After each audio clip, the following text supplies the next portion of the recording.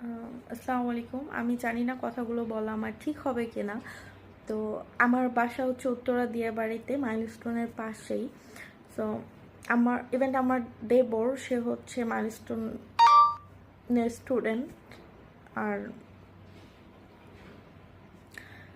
আমি যে কথাটা নিয়ে আসছি, যে অনেকেই পাইলটের বিষয়ে বলছেন যে অনেকেই পাইলটের বিষয়ে বলছেন যে সে বাচ্চাদের বাঁচাবার জন্য সে নিজেও মারা গেছে। ইভেন সে বাচ্চাদের বাঁচানোর চেষ্টা করেছে।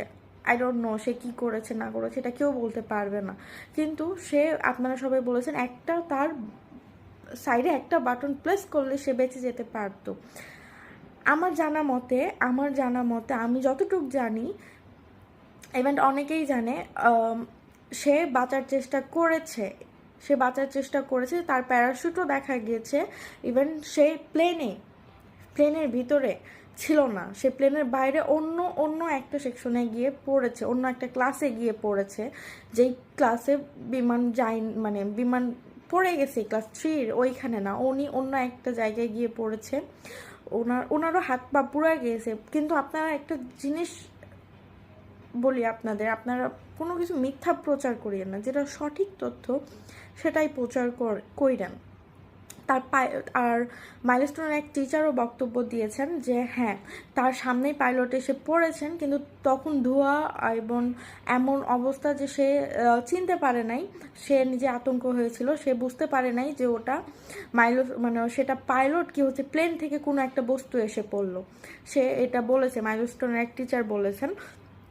তো আরেকটা কথা হচ্ছে সে যদি বাঁচার চেষ্টা নাই করতো, তো তার যে শরীর, তাকে যে আস্ত পাওয়া গেছে সেটাও পাওয়া যেত না তাকে। সেও মারা গেছে, জানি না কার দোষ। তবে আপনারা যতটুক, আমি বলবো আপনাদের যে সঠিক তথ্য দেওয়ার চেষ্টা করবেন। অনেকের বাচ্চা মারা গেছে, অনেকেই বাচ্চা পায়নি। আজকে রাত 2টার দিকে মাইলস্টোনের ভিতরে হচ্ছে আজকে রাত মাইলস্টোনের ভিতরে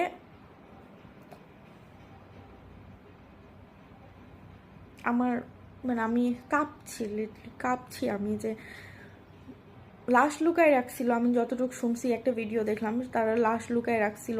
পরে অ্যাম্বুলেন্স গেছে রাত 2টার দিকে লাশ বের করতে, চুরি করে। তো মাইলস্টোনের স্টুডেন্টরা সব তাদের ধরেছে। তো আপনারা যত সঠিক তথ্য জানেন, সঠিক তথ্য দেন মানুষকে।